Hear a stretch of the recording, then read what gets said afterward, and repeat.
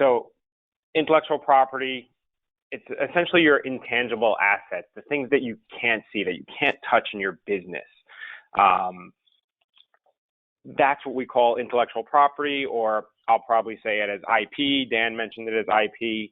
And what are the different areas of intellectual property? So when we're talking about intellectual property, we're talking about your trade secrets, your trademarks, patents, and copyrights that you might have in your business. And they're all assets in your business. Here's just a quick chart that will help you. Hopefully by the end, you'll be able to, on your own, figure this out a little better and identify your intellectual property. But this is just a quick little chart that I wanted to make sure was in the slides. I think it's a little easier for someone to look at when they're thinking about, well, I have this logo, what does that fall under? Okay, that falls under trademark, service mark, or copyright.